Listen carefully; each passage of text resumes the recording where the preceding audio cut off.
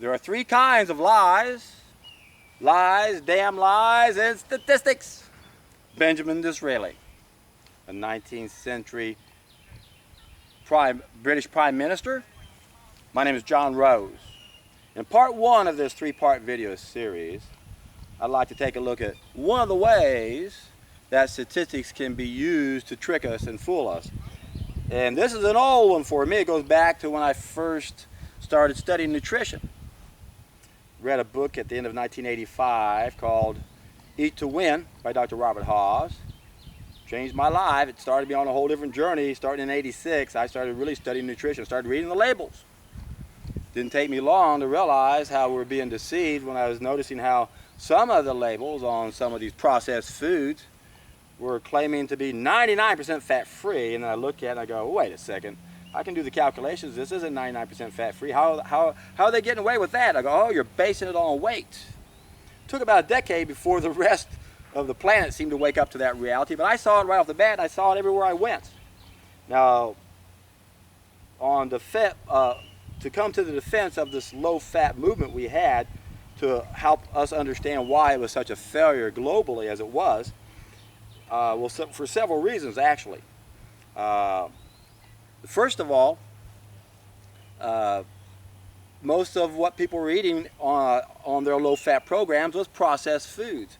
This is the worst thing we're doing. So the processed foods industry was really responsible for ruining the low-fat movement. But it would have failed anyway because of the vast amount of ignorance most people have when it comes to nutrition. They're just woefully ignorant when it comes to understanding anything at all, and that's, again, by design. What most people did when they would adopt this low-fat diet approach is not understand why it's effective. The only reason why low-fat diets work, and they're limited, not everyone can do this, but the reason why they work and when they should be used is when we're trying to lose weight and we're eating less calories than we're consuming. Because a low-fat diet is the only way, one of two ways, I should say, that we can protect our lean body mass.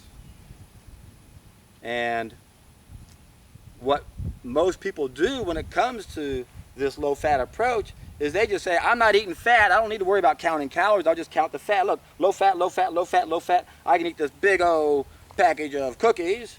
Low fat, only 5 grams of fat in the whole package. I can eat the whole package, only got 5 grams of fat. How many calories? Oh, who cares? Oh, 5,000 calories. So that was the biggest mistake most people made when it came to trying to use this, and they weren't able to lose weight. They really didn't understand. They still had to consume less calories, plus most of it was junk food. Now, the other way that we can protect our lean body mass, if we're trying to lose weight, is by consuming a whole bunch of excess dietary flesh, other animals' flesh. If we consume other animals' flesh, we can protect our own flesh. But other animals' flesh was never meant to be put in us, and it's going to damage us, and we're going to suffer the consequences. So yes, we can lose weight and not worry about keeping the carbohydrate fuel tank full, but do just the opposite, have it empty. Then it kicks into an emergency mode, and that's where it goes for the lean body mass, either your own or from a dead animal. If you go that direction, it's going to ruin you. And what I always find interesting when I think about this is doctors don't study nutrition, and yet when you have advanced kidney failure, stage 4 kidney failure, at least doctors know to tell you not to eat animal protein because it's damaging on the kidneys.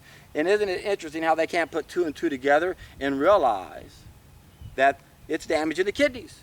Oh, but if your kidneys aren't damaged, you can handle it. No, it can't. That's the whole point. That's why disease is a mystery to doctors, because the animal protein is damaging the kidneys. The lymph system doesn't get filtered. It backs up, and that's the disease process. I explained that in much detail. Check out my video down below, Healing Secrets Revealed, and you'll have a better understanding of how that works.